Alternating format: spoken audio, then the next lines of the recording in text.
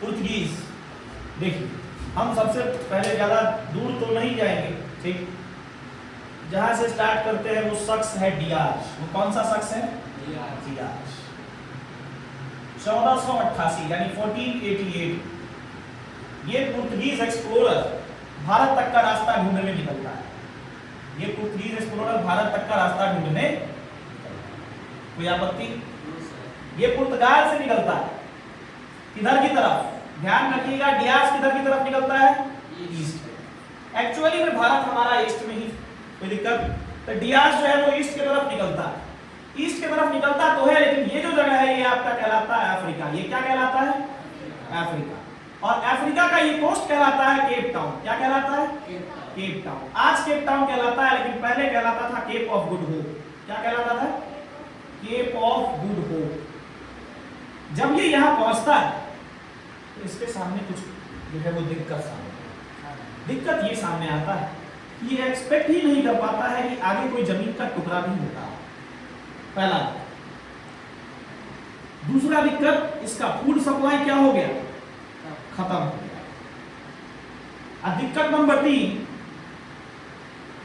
Cape Town में बहुत तेज आंधी चल रहा है। केप टाउन में बहुत तेज आंधी चल रहा है। इन्हीं सारे दिक्कतों की वजह से डियाज जो है वो क्या हो गया? डियाज क्या हो गया? फेल। इन्हीं सारी दिक्कतों की वजह से डियाज क्या हो गया? फेल। आपको बता दें कि डियाज को जिस शख्स ने भारत तक का रास्ता ढूंढने के लिए भेजा था, उस शख्स का क्या नाम था? वो पुर्तगाल के एक्चुअली में राजा थे, जिनका नाम था जाओ टू। क्या नाम था? हम यही प्रोनाउंस करेंगे, वैसे स्पेलिंग जो है वो थोड़ा सा देख आगे बढ़े।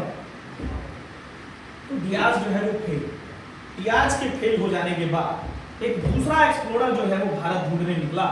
उस एक्सप्लोरर का नाम था क्रिस्टोफर कोलंबस। क्या नाम था? लेकिन क्रिस्टोफर कोलंबस जो है वो, उसको लगा कि चूंकि डियाज जो है वो ईस्ट में जाके फेल हो गया है, तो क्रिस्टोफर कोलंबस उल्टा निकला। क्रिस्टोफर कोलंबस किधर की तरफ निकल गया? वेस्ट की तरफ। और वेस्ट की तरफ निकल गया और उसको ढूंढना था इंडिया, लेकिन वो क्या ढूंढ दिया? अमेरिका।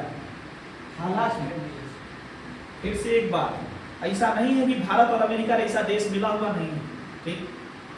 ये बहुत पहले से एग्जिस्ट कर रहे हैं लोग, बस वहां तक का रास्ता किसी को नहीं मालूम।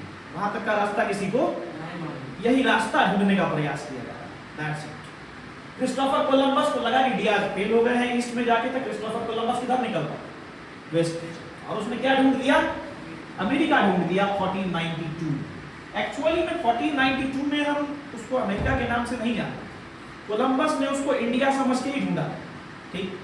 बट अब सवाल यहाँ पे ये है कि कोलंबस तो भारत ढूंढने निकला, तो उसके दिमाग में एक परसेप्शन था कि जहाँ पे बहुत सारा जो है वो वेल्थ होगा, बहुत सारे क्रॉप्स होंगे और बहुत सारे रिसोर्सेज होंगे, वही जगह इंडिया। उसको अपने परसेप्शन के हिसाब से ये जगह होगा, और उसने उस वक्त अमेरिका का नाम इंडिया रखा था। दुनिया उसको उस समय इंडिया के नाम से ही जानती, ठीक। लेकिन आगे चल के जब एक्चुअली में हमारे इंडिया तक का रास्ता मिलता है, तब जाके इसका नाम क्या कर दिया जाता है?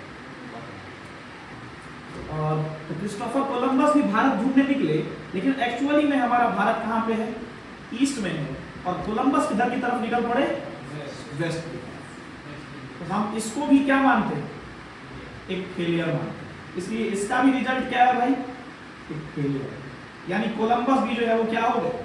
फेलियर। कोई आपत्ति समझ में? आगे बढ़े। थर्ड पर्सन जिसका नाम है वास्को दा गामा। ये डियाज के ही रास्ते पे निकलते हैं, किधर की तरफ निकलते हैं? ईस्ट की तरफ निकलते हैं। ईस्ट की तरफ निकलते तो हैं, और इनको सपोर्ट मिलता है एक गुजराती का, जिनका नाम है अब्दुल माजिद। क्या नाम है? अब्दुल माजिद। इन्हीं के सपोर्ट से ये कहां पहुंचते हैं? ये भारत तक का रास्ता ढूंढ देते हैं। 1498 में ये भारत में सबसे पहले कहां पे आते हैं? कालीकट केरला। कालीकट केरला में। कोई दिक्कत? कालीकट केरला में आते हैं। इस कालीकट को आज हम कोझिकोड के नाम से जानते हैं। कोई दिक्कत? भाई मेरे ध्यान रखना, वास्को डी गामा के जो जहाज का नाम था वो था साओ गैब्रियल। क्या नाम था? Sao Gabriel. तो वास्को डी गामा आपके भारत तक का रास्ता ढूंढता है, और तब जाके हमारे भारत का पता चलता है कि भारत जो है वो एक्चुअली में कहाँ पे है, ये पुर्तगीज के